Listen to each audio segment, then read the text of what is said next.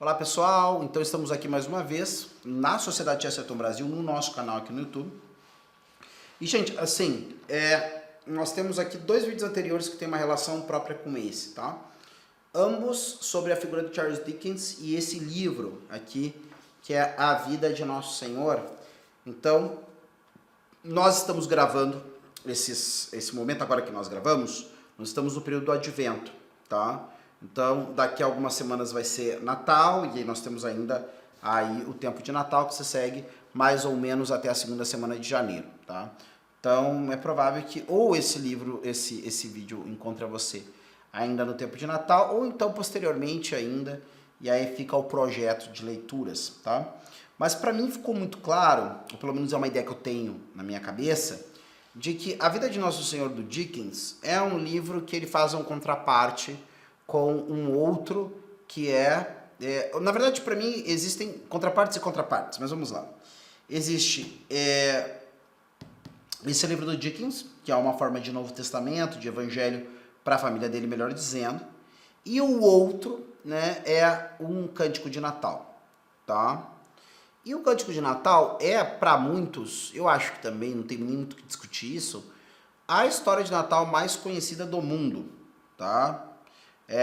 Várias adaptações, tem filme, tem desenho do Mickey, tem desenho e animação do Jim Carrey, que tá muito bom, diga-se de passagem. Um dia, se eu quisesse que alguém conhecesse essa história, a pessoa, Rodrigo, eu tenho preguiça de ler. Eu disse, não é senhora preguiça, né? Porque é um conto que ele é grande, mas é um conto. Mas então, se tu é muito preguiçoso, vou te dar essa colher de chá e eu diria para ler, então, ver, melhor dizendo, essa animação, né, do Jim Carrey. Se eu não me engano, ela é produzida pelos estúdios Disney, tá?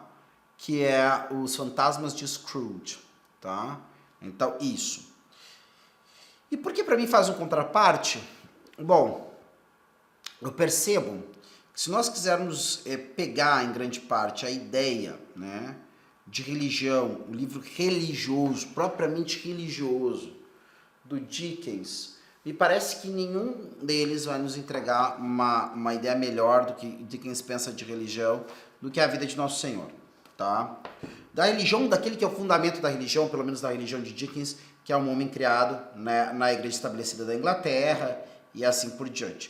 E é um homem que está metido no cerne da vida vitoriana. Então assim, é no vitorianismo mais do que nunca que se consolida essa ideia, né, de um certo gentleman, de um certo tipo de pessoa respeitável da sociedade britânica. E entre outras coisas de ser uma pessoa respeitável da sociedade britânica, no período vitoriano, está em não ser católico, tá?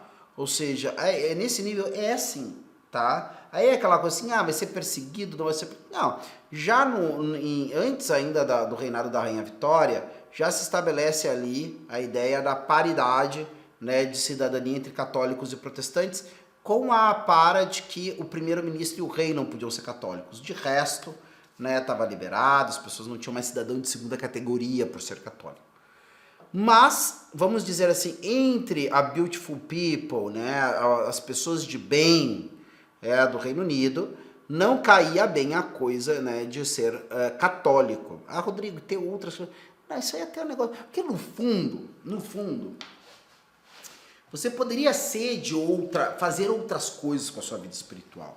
Mas não havia outra instituição querendo tomar, né, na sua vida o papel de ter uma igreja, ter um serviço religioso, uma missa e essas coisas todas. Eu sou unitarista, dane-se. O trabalho que você vai ter religioso na vida é o mesmo do cara que crê na Trindade. Então, a princípio é isso. Você não está querendo propor uma igreja unitarista. Que igreja é a igreja anglicana? Você vai na igreja anglicana e acabou. Entendeu? É isso que vai acontecer. Rodrigo, mas eu acho que o batismo é tal coisa. Ótimo, meu cara, mas é o seguinte, tu não vai começar a igreja do batismo tal coisa. A igreja que tu vai é a igreja levada à frente pela igreja estabelecida da Inglaterra, tá bem? Então é isso aí. E o fato é que eles sabiam que uma vez que a igreja católica se estabelecesse hierarquicamente, né, no Reino Unido, não haveria essa história de eu não ter igreja, das pessoas não irem num culto, num templo, né, construído para esse fim e assim por diante.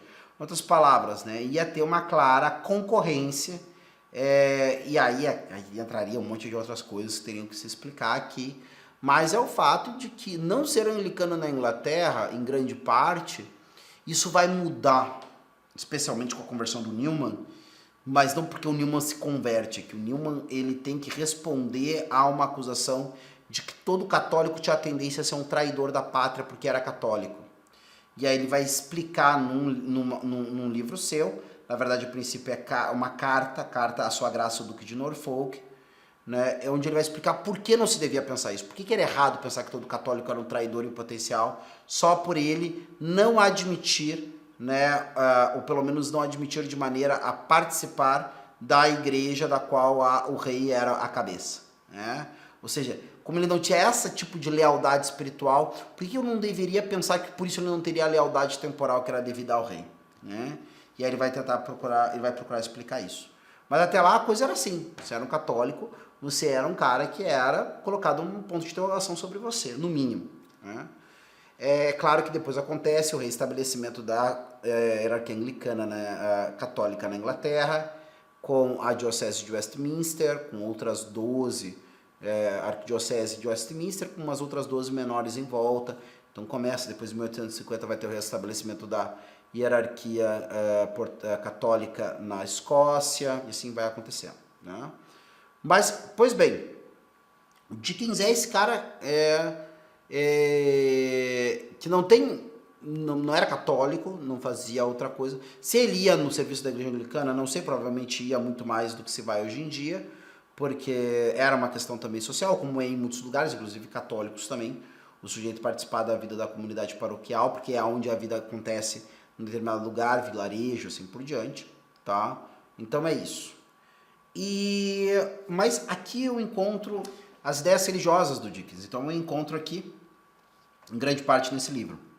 Só que para mim, ele se manifesta, aqui ele vai falar de como ele enxerga a vida de Jesus, vai narrar a história e assim por diante.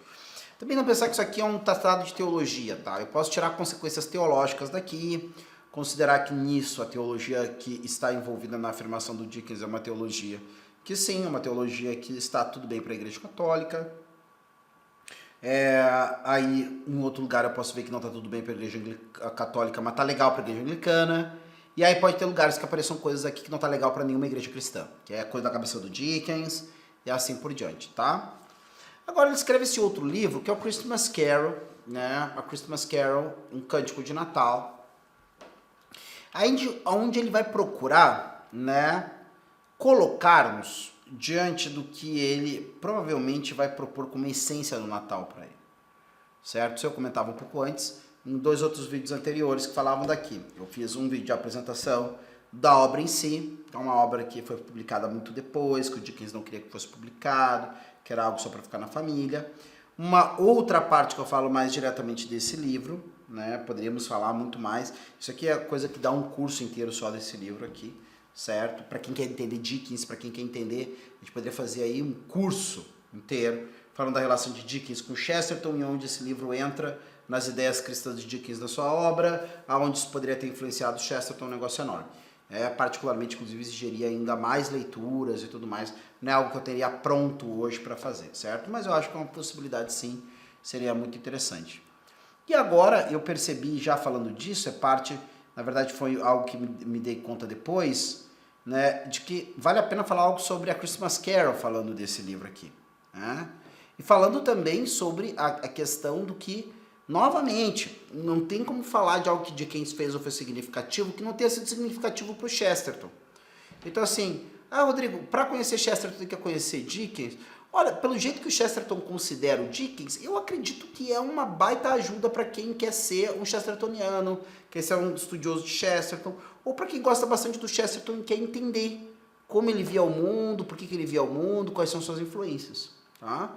Então não tem como pensar que não tem implicação nenhuma no imaginário do Chesterton o conto mais famoso do autor favorito dele, tá? E apesar de eu estar aqui já há 3 vídeos falando do Dickens, eu só estou aqui justificado em falar do Dickens por causa que ele é o grande autor do Chesterton, certo? Em termos literários, ao menos, tá bem? Então isso. E qual é a visão de mundo, né, que o Dickens vai ter diante de si? A gente tem a oposição de alguns personagens nessa história do Christmas Carol, tá? Então nós temos a alma sofredora porque seguiu o caminho, né, que o seu personagem avarento está se encaminhando, que é o Marley, tá? Então tem o Scrooge, ele tem um sócio que morreu justamente na véspera do Natal, e esse sócio vivia o mesmo tipo de vida que ele. Esse sócio volta, né, como uma alma apenada, e aí então, né, lhe passa uma grande carraspana nele, né? Carraspana é a expressão correta? Passa um carão, dá uma grande bronca, uma admoestação, uma correção, puxa a orelha, né, do Scrooge, falando que a vida que eles levavam era muito ruim e que agora ele está pagando uma penitência severa por ter levado uma vida tão avarenta. Mas, e aí novamente entra a questão, comentei um pouquinho no vídeo anterior, certo? Que é a questão da escatologia contida nas obras, né, do Dickens, tá? Inclusive aqui eu comentava o primeiro parágrafo desse livro, onde o Dickens entende o céu como a convivência de nós com Jesus e em Jesus com as pessoas amadas. Então uma visão de paraíso para mim que está completamente coerente com aquilo que a escatologia católica pensa, né? A ideia de que nós vamos viver para sempre com Deus. E o paraíso, na verdade, é esse convívio com Deus, né? Paraíso não é, né, qualquer prazer mundano que agora no céu a gente vai ter por toda a eternidade. É um prazer transcendente, por ser transcendente é muito maior, muito mais especial, mas que está radicado na companhia de Cristo dos santos, né, e também de todas as pessoas que nós amamos aqui também optaram por estar com Deus, tá? Então aqui ele já vai nos entregar isso no primeiro parágrafo, né, dessa narrativa dele sobre Jesus. Agora, no Christmas Carol, ele nos dá duas ideias. Primeiro, de que existe para ele uma purgação depois da morte, porque é isso que está acontecendo com o Marley. Ele não fala que o Marley é uma alma condenada para sempre. O Marley diz que agora ele está tendo que fazer, né, depois de morto, aquilo que ele não fez em vida, né, que é visitar. Acho interessantíssimo, né? Visitar as pessoas que ele não visitou em vida. Então era isso que ele tinha que fazer. Enquanto ele não visitasse todo mundo que ele deveria ter visitado, que ele chama de visitar também não sei dizer, ele não poderia se livrar, né, da sua penitência. E uma das penas em que ele sofria era ver as pessoas querendo ajudar as pessoas a não poder mais, né? Então o tempo daquele bem já passou. Isso é um negócio super legal, né? Nós pensarmos assim, o que nós estamos fazendo também em termos de perder o tempo que teríamos para ajudar os demais, para ajudar as pessoas. Aquela história de que eu estou dizendo há 1000 anos que eu vou separar roupa para dar para os pobres, de que eu vou participar de algum voluntariado que ajuda pessoas carentes, de que eu vou visitar aquelas pessoas, às vezes aqueles parentes mais idosos, solitários, já estão numa casa de repouso ou moram sozinhos. Eu estou sempre me prometendo que um dia eu vou lá visitar essa pessoa e nunca vou, né? Qualquer coisa assim, né? Então, e agora ele vai passar um tempo de purificação fazendo isso. E por que o Dickens, o que ele me descreve aí no começo do Christmas Carol, não parece um inferno para esse cara? Porque ele ainda tem caridade. Ou seja, ele diz pro Scrooge que conseguiu pro Scrooge, em consideração à amizade dos dois, um grande favor. E o grande favor que ele tem, a Scrooge considera esse um presente grego, é que aquela noite ele seria visitado então pelos espíritos, né, pelos espíritos dos natais. Então ele é visitado, né, na noite, tem toda aquela história daquele tempo paralelo, né, onde a pessoa, né, o tempo passa mas não passa, tudo acontece numa noite, mas é a experiência de uma vida.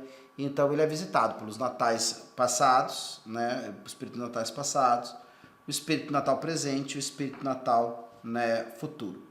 Além desses personagens tem o seu sobrinho, né, que é um rapaz, né, muito bacana, que encontra uma grosseria absurda por parte do Scrooge, que ele vai encontrar e vai convidar o rapaz, né, para passar a ceia. Aliás, o rapaz vai convidar ele para passar a ceia de Natal com ele. E o Scrooge só dá pedrada no rapaz, diz que era bobagem, que ele não tinha tempo para ficar nesses folguedos de Natal besta, né? O que ele estava, né, comemorando com essa bobagem de Natal. Eu quero recordar isso também, né, vocês que ouvem essa minha narrativa. Claramente o Scrooge, ele manifesta um tipo também, né? E é por isso que é interessante, por isso que alguns associam, inclusive, a uma certa proximidade católica do Dickens, né? Menos do que com, né, o puritanismo. Ou então vamos fazer isso. não vamos tirar o Dickens do seu lugar concreto, vamos colocar ele no lugar concreto que ele está, que é como pessoa da igreja ou criada na igreja estabelecida da Inglaterra. Essa igreja estabelecida da Inglaterra tem duas vertentes, pelo menos, né, que eles chamam de High Church e Low Church, a igreja alta e a igreja baixa. Essa igreja alta ainda conserva muitas similitudes, certo, com o catolicismo romano. Essa igreja baixa, ela segue uma linha estilística e às vezes até mesmo, né, de crença das vertentes calvinistas, certo? Então ela tem muita proximidade também com o presbiterianismo escocês e assim por diante. E aí esses homens são homens que buscam, né, a garantia da salvação através de uma determinada visão de predestinação que pode ser mais ou menos inflexível e assim por diante. E é um relato que nós temos, né, dessa caricatura de puritano, é claro que as pessoas concretas são diferentes disso, mas a caricatura do puritano é justamente deste cara que vive para acumular dinheiro, porque quer sinais materiais de que foi predestinado ao céu. Então ele vai, né, ser uma pessoa próspera, uma pessoa honesta, uma pessoa comedida. Veja bem, a ideia de querer simplesmente chamar o puritano daquela época, né, de pai da teologia da prosperidade, pode esconder vulgarizações, né? O que é teologia da prosperidade? Ah, não, agora eu vou ser cristão porque Deus é o meu Deus da vitória, é o Deus da glória, e então ele vai me encher de dinheiro, tudo vai dar certo, eu não vou ter problemas, porque Jesus já levou os problemas na cruz, tá? Então esse tipo de visão. Não, esse puritano é um puritano que ele acredita que ele vai para o céu, por quê? Porque Deus lhe dá as graças e a força para ser um cara honesto. Se eu sou um cara honesto, eu vou para o céu. Ou seja, eu trabalho bem, eu cumpro meus compromissos, eu sou honesto, não pego nada de ninguém, sou um cara que não sou dado a excessos, a prazeres descomedidos e assim por demais. E até por aí, tá tudo certo, tá? Só que a intenção, pelo menos do ponto de vista católico, é uma intenção equivocada. Você quer ter certeza material de que você está salvo. Isso é uma coisa que nenhum católico pode afirmar que é possível. A gente tem certeza moral, certeza material, que eu digo assim, certeza igual 2 mais 2 é 4, tá? Perdão, usei o material aqui de maneira equivocada. Mas a certeza que o católico tem, isso aí, acertado essa expressão, certeza moral. Ele está fazendo o que ele sabe que ele tem que fazer para se salvar, mas só Deus sabe se ele está salvo, se ele vai se salvar ou não, e assim por diante, certo? Então ele tem que fazer o quê? Confiar na providência. Então existe um certo sabor de infância, né? Dentro da espiritualidade católica, de um determinado ponto de vista. Claro, alguém pode dizer assim, Rodrigo, o jansenismo não tem nada de infância. Existem rigorismos também no catolicismo, com certeza, tá? Mas parece que o Scrooge é uma espécie de puritano, né, nesse sentido. Ele acumula dinheiro pra caramba, ele não aproveita esse dinheiro, a sua casa é uma casa, né, escura, porque o escuro é de graça, ele come lá uma sopa rala antes de dormir, ele não tem nada de luxo, ele só tem muito dinheiro, mas ele não aproveita aquele dinheiro, né? Mora sozinho, então não é um cara que sustenta muita família, nada disso. Nunca quis abrir o seu coração para o amor, para se dedicar a uma noiva, aí a gente começa a ver as reminiscências dele, aparece um momento em que a noiva o abandona porque vê que a vida dele é só fazer dinheiro, e ela quer atenção, ela quer ser amada como qualquer pessoa, sobretudo a esposa de alguém, né, vai querer o amor e o carinho do seu marido, então, e ela o abandona, e ele toca a vida adiante, o negócio dele é fazer dinheiro mesmo, então ele tem essa figura, né, e o sobrinho dele é essa outra coisa. Então, o que a gente poderia dizer? No mínimo, né, esse sobrinho, esse pensamento de keynesiano, está relacionado àquilo que alguns chamam de anglo-catolicismo, né? Dessa ideia de uma cultura mais festiva, de uma cultura que não tem medo do símbolo, de uma cultura que não está toda hora temerosa de que está cometendo uma idolatria, porque tem a imagem de um santo, ou porque, né, não, mas estou pecando porque estou dançando, estou pecando porque estou tomando, né, uma cerveja, estou tomando um vinho, mas é álcool, meu Deus, o excesso, e assim por diante. Não, a verdade é que quando o Scrooge está bem, o que o espírito do Natal passado mostra para ele é ele dançando, ele se divertindo, ele sendo um irmão terno da irmãzinha dele e assim por diante. E agora, onde é que está aquele homem que antes dançava, que se divertia, que tinha tanto carinho pela irmã? Agora é um homem que não se diverte, é um homem que todos, né, têm sequer medo de falar com ele, né? O próprio Dickens vai dizer assim, ninguém passa na rua e dá oi para esse cara. Os próprios cegos, quando vêm com seus cãezinhos pela rua, né? O cão puxa o dono para qualquer viela para tirar ele do caminho, né, do Scrooge, como se dissesse. Aí o Dickens coloca o pensamento na cabeça do cachorro. Meu amo, é melhor não ter olhos do que ter olhos maus como o desse homem, né? Então o Scrooge é esse cara, né, que ele é assim. E aí aparece esse filho, o sobrinho da irmã querida, que aparece no passado, da relação bonita de irmão com irmã mais nova, e ele tá com esse rapaz muito mal. O rapaz o convida, mas titio, por que o senhor não vai querer passar o Natal conosco? O senhor não perde nada, estou lhe convidando, né? Porque eu não quero passar com um monte de idiotas. É assim. E aí ele vai perguntar pro rapaz, por que tu te casou? A pergunta dele é taxa do nada, assim. Por que você casou? E aí ele diz assim, porque me apaixonei. Quando o guri fala isso, né? Me casei porque me apaixonei. O Scrooge parece que tem que se segurar com todas as suas forças para não partir pro pescoço do rapaz e começar a bater no rapaz. Porque parece que ele nunca tinha ouvido nada mais estúpido, né, da parte de alguém do que dizer que alguém se casou porque se apaixonou. Talvez eu poderia entender alguém que se casa para casar com a herdeira de uma grande fortuna, mas por isso, não. E aí esse homem, então, tem essa imagem, né, de tudo. E olha, gente, aqui também tem uma coisa a deixar muito claro, tá? As pessoas de vertente calvinista, puritana dessa época, de forma alguma eu estou dizendo que eram como o Scrooge, tá bem? Olha, muitos puritanos eram homens boníssimos, né? Profundamente caridosos, certo? Preocupados com a sua comunidade, homens que rezavam, evidentemente, tem uma visão de mundo diferente, né? de um católico e assim por diante, mas muitas pessoas muito meritórias, muito bondosas, vieram desta vertente dentro do anglicanismo e assim por diante, tá? Então não é isso. Não é dizer que um puritano era como o Scrooge, tá? Mas existe uma certa, né, caricatura, né, do homem avarento que pode descambar essa cultura, né, que é, sim, né, um certo fundamento dentro da cultura puritana de um determinado período ali da Inglaterra, certo? Esse cara, então, né, vai ser visitado pelo espírito do Natal passado, mostra as coisas para ele. Natal presente, aí mostra todos os natais das pessoas que estão em volta dele, certo? Então mostra o Natal do escrivão dele, mostra o Natal, né, do sobrinho, e mostra também uma coisa muito interessante, como o Scrooge é objeto de benevolência de alguma das pessoas que ele mais maltrata. Então ele maltratou tanto esse sobrinho, o sobrinho vai falar um pouco, né, perguntam para ele do Scrooge e tudo mais, ele acaba contando o que aconteceu, e o pessoal, bah, mas que velho horrível, né, e vão falar tudo que é coisa ruim, e ele começa a defender o tio, olha, não, mas não sei o que mais, eu não desisto dele, né, pelo espírito do Natal, todo Natal eu vou lá convidá-lo, mesmo que todo Natal ele me diga não. Aí o escrivão também, que, pô, coitado do cara, fica numa sala fria, ele quer acender um pouco mais de carvão, o Scrooge não libera para ele, e inclusive o libera pro Natal a muito conta-gosto. Aí ele diz assim pro coitado do cara, olha, tu quer com certeza amanhã é o dia de folga, né? E aí o funcionário diz, olha, mas senhor Scrooge, é só um dia no ano. Péssima desculpa para meter a mão no bolso de um homem honesto. Então, claro, porque na verdade provavelmente é feriado remunerado, né? Então ele teria que, por lei, então, nesse feriado ainda pagar o diário desse funcionário, né?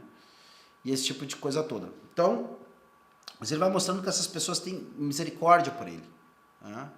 Então ele mostra isso, mostra também, né, o Natal de várias pessoas, como esse Natal do presente mostra para ele como se espalha uma bênção e uma alegria, as pessoas comemorando o Natal como podem nos mais diversos rincões do mundo, aí leva o cara lá pro meio do mar, mostra como os marinheiros estão procurando passar o Natal de alguma forma também, comemorarem e tudo mais. E aí vem o Natal do futuro, e o futuro do Scrooge é terrível.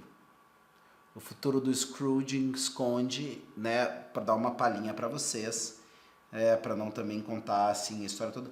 O livro é muito mais do que eu estou falando, tá, pessoal? Né? E aí entra a narrativa de Dickens, porque, como diria, né, um comentador, eu acredito que o Elfs, né, que fala isso, Dickens é Dickens. Aí ele vai começar a falar do Dickens, e aí ele diz Dickens é Dickens. E eu acho que é isso também, né, não tem muito mais o que dizer. Dickens é Dickens.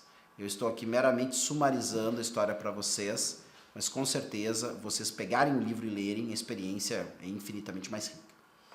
E aí, mas para vocês terem uma ideia, o Dickens é o cara, perdão, o Scrooge é o cara que percebe que a morte dele vai trazer muito mais alegria para as pessoas do que a vida inteira dele trouxe.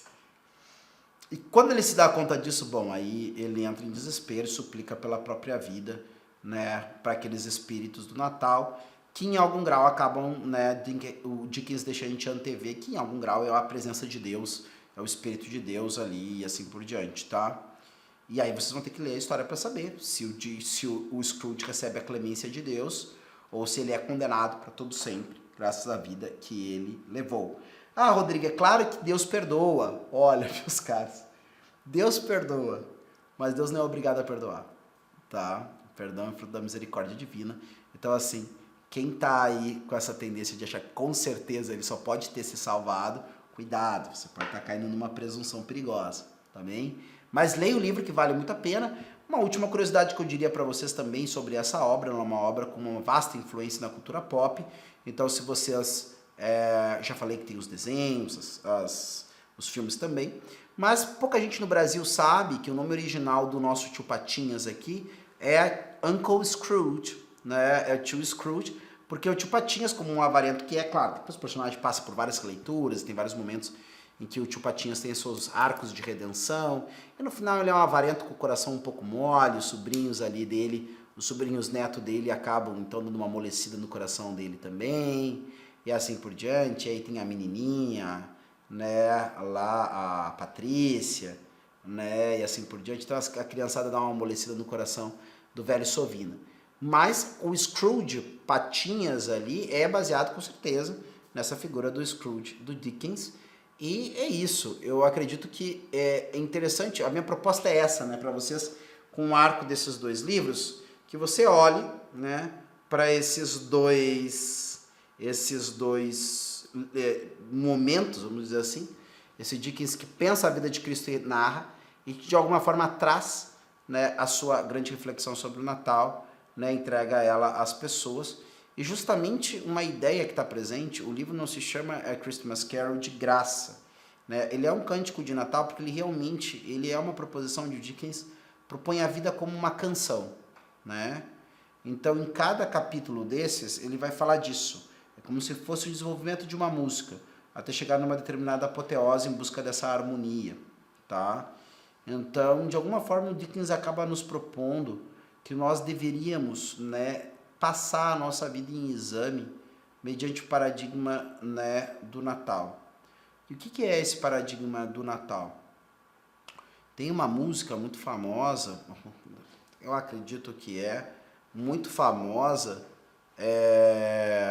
alguns de vocês conhecem isso.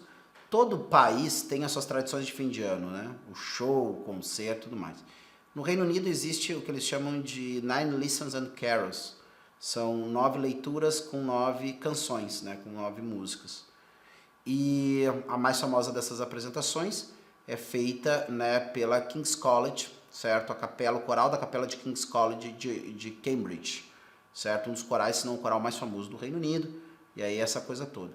Essa é uma forma, né, de culto, né, de serviço de Natal, pensada pelo pai, né, do Robert Hugh Benson, que é um autor literário conhecido ultimamente por muitas pessoas pela distopia, ou proto-distopia, chamada O Senhor do Mundo, que pensa a vinda do anticristo e tudo mais.